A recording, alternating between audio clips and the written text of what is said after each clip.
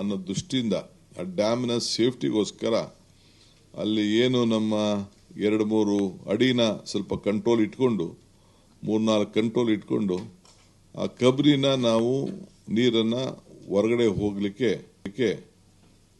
ನಾವು ಅನುವು ಮಾಡಿಕೊಟ್ಟಿದ್ದೇವೆ, ಆದೇಶ ಕೊಟ್ಟಿದ್ದೇವೆ.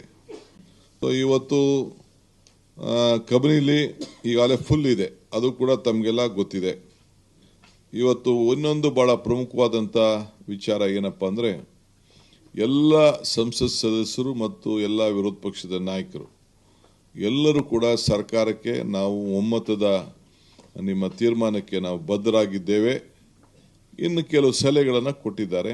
ಆ ಸಲಹೆಗಳನ್ನು ನಾನು ಕಾನೂನಿನ ಚೌಕಟ್ಟಿನಲ್ಲಿ ನಮ್ಮ ಹಿರಿಯರ ತಜ್ಞರು ಮತ್ತು ನಮ್ಮ ಲೀಗಲ್ ಟೀಮ್ ಹತ್ರ ಚರ್ಚೆ ಮಾಡಿ ಮತ್ತು ನನ್ನ ಸಹೋದ್ಯೋಗಿಗಳ ಹತ್ರ ಯಾರು ಮಿನಿಸ್ಟರ್ಸ್ ಇದಕ್ಕೆಲ್ಲ ಸಂಬಂಧಪಟ್ಟವರು ಇದ್ದಾರೆ, ಪವರ್ ಇರ್ಬೋದು, ಇರಿಗೇಷನ್ ಇರ್ಬೋದು, ಡೆಪ್ಟಿ CM ಇರ್ಬೋದು, ರೆವಿನ್ಯೂ ಇರ್ಬೋದು, ಯಾರ್ಯಾರು ಆ ಭಾಗದಿಂದ ಪ್ರತಿನಿಧಿಸ್ತಾರೆ ಅವರೆಲ್ಲರೂ ಕೂಡ ಅವರ ಅನುಭವದ ಮೇರೆಗೆ ಚರ್ಚೆ ಮಾಡಿ ಕೆಲವು ಅಭಿಪ್ರಾಯಕ್ಕೆ ನಾನು ಬರೋನಿದ್ದೇನೆ. ಇನ್ನೊಂದು ಕೆಲವರೆಲ್ಲ ಪ್ರತಿಭಟನೆಗಳು ಕೂಡ ಇಲ್ಲೆಲ್ಲ ಮಾಡ್ಕೊಂಡು ಬರ್ತಾ ಇದ್ದಾರೆ. ಆದರೆ ಪ್ರಕೃತಿ ಕೂಡ ಇವತ್ತು ನಮಗೆ ಸಹಾಯ ಮಾಡಿದೆ. ದೇವರ ಕೃಪೆ ವರ್ಣ ನಮಗೆ ಇವತ್ತು ಸ್ವಲ್ಪ ಶಾಂತಿ ವಾತಾವರಣ ನಿರ್ಮಾಣ ಆಗಿದೆ.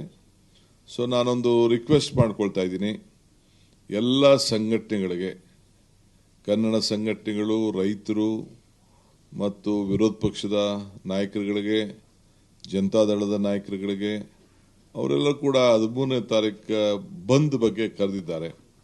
BJPಯವರೇನು ಅದಕ್ಕೇನು ನಿನ್ನೆ ಹೋಗಿ ಡ್ಯಾಮ್ ಮುತ್ತಿಗೆ ಹಾಕ್ಲಿಕ್ಕೆ ಪ್ರಯತ್ನ ಮಾಡಿದ್ರು. ಆಮೇಲೆ ಕೊನೆಗೆ ಅವ್ರಿಗೆ ವಿಚಾರ ಅರ್ಥ ಆಯಿತು, ಅವರು ಕೂಡ ದೇವರಲ್ಲಿ ಹೋಗಿ ಪ್ರಾರ್ಥನೆ ಮಾಡಿದ್ದಾರೆ. ಸೊ ಇವತ್ತು JDSನವರು ಇವತ್ತು ಬೆಳಗ್ಗೆ ಬೆಂಬಲ ಕೊಟ್ಟರು ಅಂತ ಹೇಳಿ ನನಗೆ ಮಾಹಿತಿ ಬಂದಿದೆ. ನಾನು ಎಲ್ಲರಿಗೂ ಕೂಡ ರಿಕ್ವೆಸ್ಟ್ ಮಾಡ್ತೇನೆ, ಎಲ್ಲ ನನ್ನ ಕನ್ನಡ ಸಂಘಟನೆಯವ್ರ ಹತ್ರ ನಾನು ಮಾತಾಡ್ತೇನೆ, ನಾನೇ ಖುದ್ದಾಗಿ ಮಾತಾಡ್ತೀನಿ, ಕೆಲವರು ನಮ್ಮ ಮಂತ್ರಿಗಳು ಕೂಡ ಮಾತಾಡ್ತಾರೆ. ದಯವಿಟ್ಟು ಇದಕ್ಕೆ ಅವಕಾಶ ಕೊಡೋದು ಬೇಡ. ಈ ಬಂದ್ನಿಂದ ನಿಮಗೇನು ಪ್ರಯೋಜನ ಆಗೋದಿಲ್ಲ. ಆಲ್ ಪಾರ್ಟಿ ಮೀಟಿಂಗಲ್ಲೂ ಕೂಡ ಈ ತೀರ್ಮಾನ ಬಂದಿದೆ. ಆಲ್ ಪಾರ್ಟಿ ಮೀಟಿಂಗಲ್ಲೂ ಕೂಡ ನಾನೊಂದು ಅಪೀಲ್ ಮಾಡಬೇಕು ಸರ್ಕಾರದ ಪರವಾಗಿ ಅಂತೇಳಿ ಎಲ್ಲರೂ ಕೂಡ ಸಲಹೆಯನ್ನು ಕೊಟ್ಟಿದ್ದಾರೆ.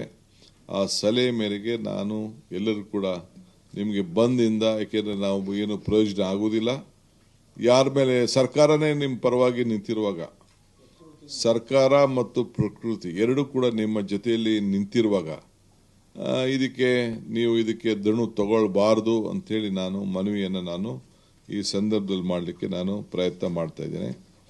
ಮುಂದಕ್ಕೆ ಪ್ರತಿ ಹಂತದಲ್ಲೂ ಕೂಡ ಇವತ್ತು ತಮಿಳುನಾಡವರು ಕೂಡ ಅವರು ಡಿಸ್ಟ್ರೆಸ್ ಶೇರಿಂಗ್ ಬಗ್ಗೆ ಬೇಕಾದಷ್ಟು ಅವರು ಬೇಡಿಕೆ ಇಟ್ಟಿದ್ದಾರೆ. ಈ ಮಧ್ಯೆ DMK ಪಕ್ಷದವರು ಕೂಡ ಅವರು ಒಂದು ಪ್ರೈವೇಟಾಗಿ ಅವರು ಒಂದು ಸುಪ್ರೀಂ ಕೋರ್ಟ್ಗೆ ಹೋಗಿದ್ದಾರೆ. ಆದರೆ ಕಾನೂನಿನ ಚೌಕಟ್ಟು ಏನು ಇದೆ ಅಂತ ನಾನು ಇದನ್ನು ಚರ್ಚೆ ಮಾಡೋದು ಬೇಡ. ಸರ್ಕಾರ ಏನಾದ್ರು ಹೋದಾಗ ಅವರು ಅವ್ರದ್ದೇ ಆದಂಥ ಒಂದು ಅಭಿಪ್ರಾಯ ಬರ್ತಾರೆ, ಕೇಳ್ತಾರೆ, ನಾವು ಅದಕ್ಕೆ ಉತ್ತರ ಕೊಡಬೇಕು. ಹಿಂದೆ ಪ್ರೈವೇಟ್ ಇನ್ಸ್ಟಿಟ್ಯೂಷನ್ಸ್ ಪ್ರೈವೇಟವ್ರು ಯಾರೇ ಆಗಲಿ ಕೇಳಬೇಕಾದ್ರೆ ಅದಕ್ಕೆ ಮಾನ್ಯತೆ ಕೊಡೋದು ಭಾಳ ಕಡಿಮೆ ಅನ್ನೋದು ನನ್ನ ಅನುಭವ ಮತ್ತು ನನ್ನ ತಜ್ಞರು ಕೂಡ ನನಗೆ ಆ ಅಭಿಪ್ರಾಯವನ್ನು ತಿಳಿಸಿದ್ದಾರೆ. ಸೊ ನಾವು ಭಾಳ ಹುಷಾರಾಗಿ ಯಾವುದಾದ್ರು ಕೆಲವು ಕೋರ್ಟನ್ನ ಹ್ಯಾಂಡಲ್ ಮಾಡೋಂಥ ಸಂದರ್ಭದಲ್ಲಿ ಅನೇಕ ಹಿರಿಯರ ಅನುಭವವನ್ನು ಕೂಡ ನಾವು ಗಮನದಲ್ಲಿ ನಾವು ಇಟ್ಕೊಳ್ಬೇಕಾಗ್ತದೆ. ಆಮೇಲೆ ಈಗಾಗಲೇ ಜುಲೈನಲ್ಲಿ CWRC ಆಮೇಲೆ CWMA ಏನು ಆ ಮೀಟಿಂಗ್ ತೆಗೆದುಕೊಂಡಿದ್ದಾರೆ ಅದು ನಡ್ಕೊಂಡು ಬರ್ತಾ ಇರ್ತದೆ. ಅದು ಒಂದೊಂದು 15 ದಿನಕ್ಕೆ ಒಂದೊಂದು ಸತಿ ಒಂದೊಂದು ತೀರ್ಪು ಬರ್ತದೆ. ಅವರು ನಮ್ಮ ನೀರಿನ ಪರಿಸ್ಥಿತಿ ಕೂಡ ಅವ್ರಿಗೆ ಮಾಹಿತಿ ಇದೆ. ನಿಮ್ಗೆ ಹೆಂಗೆ ಮಾಹಿತಿ ನಮ್ಮ ಮಾಧ್ಯಮದವ್ರಿಗೆ, ರೈತರಿಗೆ, ಅಧಿಕಾರಿಗಳಿಗೆ ಸಿಗ್ತದೆ, ಹಂಗೆ ಕೇಂದ್ರ ಸರ್ಕಾರ ಕೂಡ, ಕೇಂದ್ರ ಸರ್ಕಾರ ಆಗಿರ್ಬೋದು, ರೆಗ್ಯುಲೇಟರಿ ಅಥಾರಿಟಿ ಇರ್ಬೋದು, ಮ್ಯಾನೇಜ್ಮೆಂಟ್ ಅಥಾರಿಟಿ ಇರ್ಬೋದು, ಎಲ್ಲರೂ ಕೂಡ ಎಲ್ಲ ಸಂದರ್ಭದಲ್ಲೂ ಕೂಡ ಮತ್ತು ತಮಿಳುನಾಡು ಕೂಡ ಅವರಿಗೆ ಎಲ್ಲ ಥರದ ಮಾಹಿತಿ ಕೂಡ ತೆಗೆದುಕೊಳ್ಳಿಕ್ಕೆ ಅವಕಾಶ ಇದೆ. ಅದರಿಂದ ನಾವು ಭಾಳ ಜಾಗೃತಿಯಾಗಿ ನಮ್ಮ ರಾಜ್ಯದ ಹಿತವನ್ನು ಕೂಡ ಕಾಪಾಡಬೇಕಾಗ್ತದೆ. ನಾನು ಅಗ್ರಿಕಲ್ಚರ್ ಟೀಮ್ ಅವ್ರ ಹತ್ರ ನಾನು ಮಾತಾಡ್ತೀನಿ.